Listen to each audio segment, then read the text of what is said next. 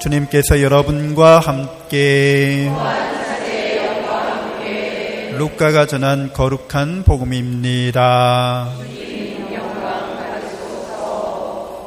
그때 주님께서 다른 제자 72명을 지명하시어 몸소 가시려는 모든 고을과 고장으로 당신의 앞서 둘씩 보내시며 그들에게 말씀하셨다. 수확할 것은 많은데 일꾼은 적다. 그러니 수확할 밭의 주인님께 일꾼들을 보내주십사고 청하여라. 가거라. 나는 이제 양들을 이리떼 가운데로 보내는 것처럼 너희를 보낸다. 돈주머니도 여행 보따리도 신발도 지니지 말고 길에서 아무에게도 인사하지 마라. 어떤 집에 들어가거든 먼저 이 집에 평화를 빕니다 하고 말하여라. 그 집에 평화를 받을 사람이 있으면 너희의 평화가 그 사람 위에 머무르고 그렇지 않으면 너희에게 되돌아올 것이다. 같은 집에 머무르면서 주는 것을 먹고 마셔라. 일꾼이 품삯을 받는 것은 당연하다. 이 집 저 집으로 옮겨 다니지 마라. 어떤 고을에 들어가든지 너희를 받아들이면 차려주는 음식을 먹어라. 그것 병자들을 고쳐주며 하느님의 나라가 여러분에게 가까이 왔습니다 하고 말하여라. 주님의 말씀입니다. 그리스도님 참여합니다. 참 예수님, 하느님의 복동이 고맙습니다. 고맙습니다.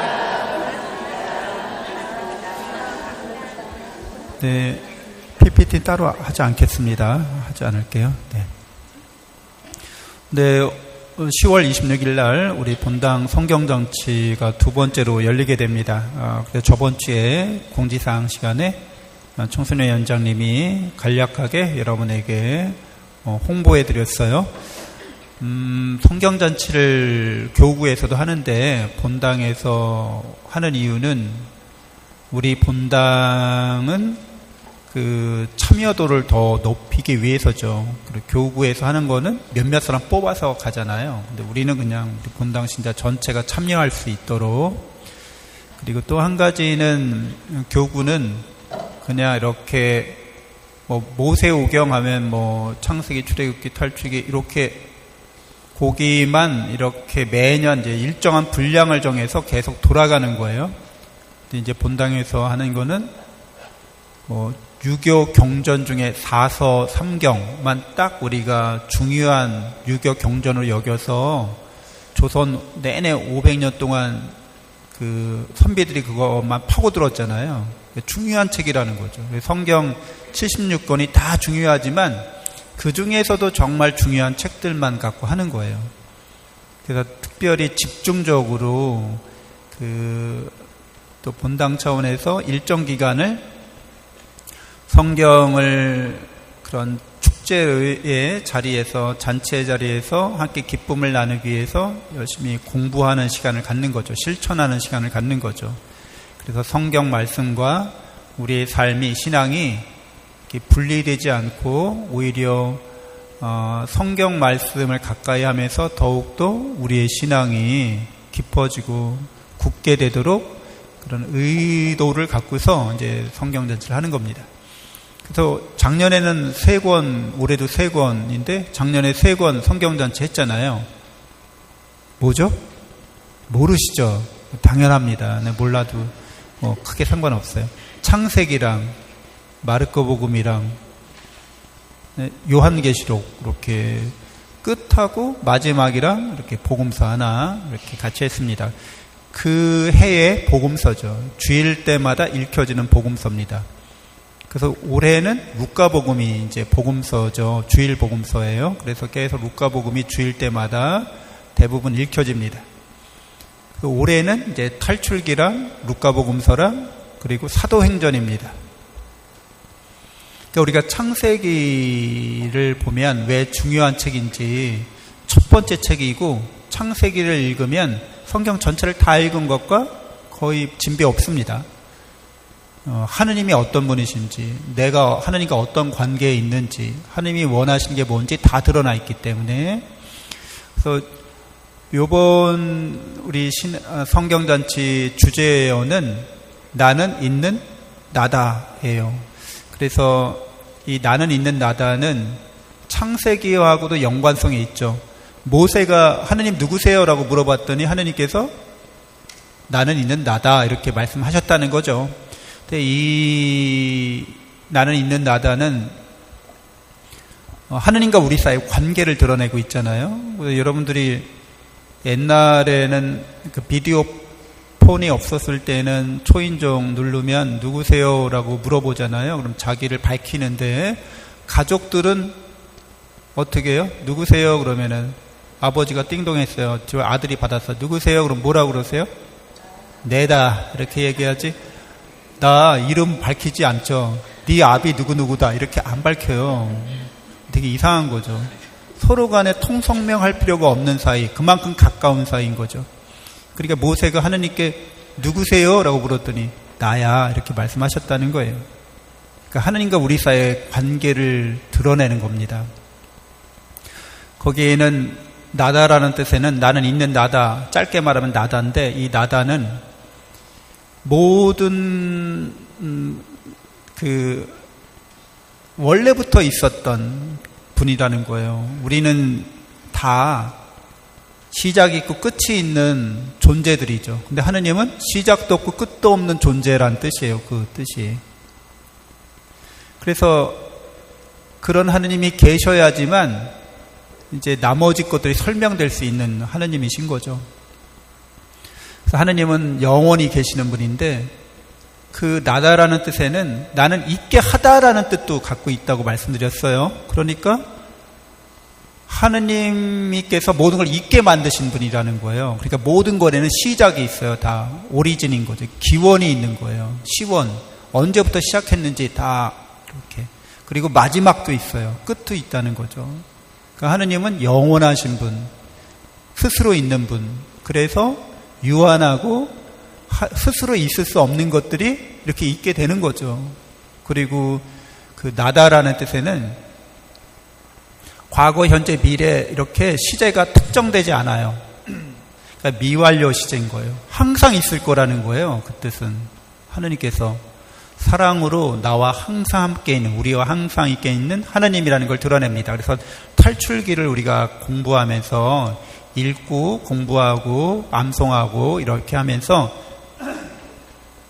그런 하느님과의 관계를 더 깊게 할 수 있겠습니다. 하느님께서는 우리가 이렇게 하느님과 뗄래야 뗄 수 없는 관계에 있고 성경 전체가 다 같은 이야기를 하고 있지만 이 탈출기는 특별히 구약에서 제일 중요한 책 중에 하나죠. 왜냐하면 이제 이스라엘 백성이 이집트에서 탈출해서 해방되어서 하느님의 백성이 된 거예요. 결정적으로. 그렇기 때문에 우리들은 다 하느님께서 새롭게 부르신 백성인 거죠. 특별히 사도행전, 탈출기와 루카복음 사도행전이라고 하는데 사도행전은 새로운 하느님의 백성을 말하고 있는 거예요. 탈출기에서는 이집트 노예살이에서 해방된 거지만 사도행전에서 말하고 있는 초대교회 새로운 하느님의 백성은 죄에서 구원받은 하느님의 백성인 거예요. 그래서 신약과 구약의 백성이 이렇게 조금 다릅니다. 초점이, 중심이 다른 거죠. 그래서 구약이나 신약이나 하느님께서 당신 백성을 불러 모으신다는 거예요. 그러니까 하느님은 우리가 뗄래야 뗄 수 없는 관계에 있는데 모두가 다 그런데 하느님 우리가 서로 사이좋게 행복하게 살길 바라시는 거죠. 어떻게? 하느님이 우리를 사랑하듯이 우리가 서로 사랑하면서 그런 공동체를 이루어 가길 바라십니다. 그래서 하느님께서 원하시는 그런 공동체를 이루어 가기 위해서 우리 가정이 그렇게 하느님의 사랑으로 서로 사랑하는 가정이 되도록 우리 본당 공동체가 서로 하느님의 사랑으로 사랑하는 본당 공동체가 되도록 우리 직장과 일터와 우리 사회와 온 세상 사람들이 하느님의 사랑으로 서로 사랑하는 그런 관계를 맺어가고 그런 공동체를 이루어가는 것이 하느님께서 우리에게 원하고 뜻하시는 일이라는 거예요. 우리 성경을 읽으면서 우리가 그런 삶의 길을 하느님께서 원하시는 길을 걸어갈 수 있도록 살아계신 하느님, 우리와 그런 길을 걸어갈 때 늘 동행하고 계시는 하느님을 만났으면 좋겠습니다. 그래서 이번에 이제 성경 경시대회 같은 경우에는 계속 여러분들이 실물로서 이렇게 인쇄된, 제본된 책으로도 받아보실 수 있고, PDF 파일로 이렇게 받아보실 수도 있어요. 저번 주에 말씀드린 대로 QR코드를 찍으셔서 사이트에 접속하시면 거기서 다 이렇게 다운로드 받아서 여러분들이 활용하실 수 있겠습니다. 그래서 이번에는 성경 경시대회를 이렇게 페이퍼로 종이 시험 보지 않아요. 작년에는 그래가지고 많이 신청했다가 덜 보셨다고 하더라고요. 아무래도 점수가 공개는 안 한다고 그랬는데 막상 사람들이 보면 어머 점수가 이거밖에 안 나왔어. 창피해. 그럴까봐. 근데 이번에는 그 종이 시험 하지 않고 퀴즈 형태로 합니다. 더 창피한가? 근데 이 퀴즈로 하는데 여기서는 자기 이름을 쓰지 않고 그냥 별명으로 이렇게 참여하시면 돼요.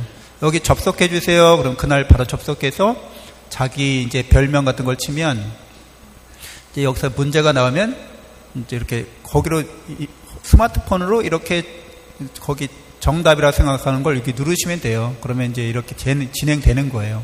그러니까 부담 없이 누구나 다 하실 수 있습니다.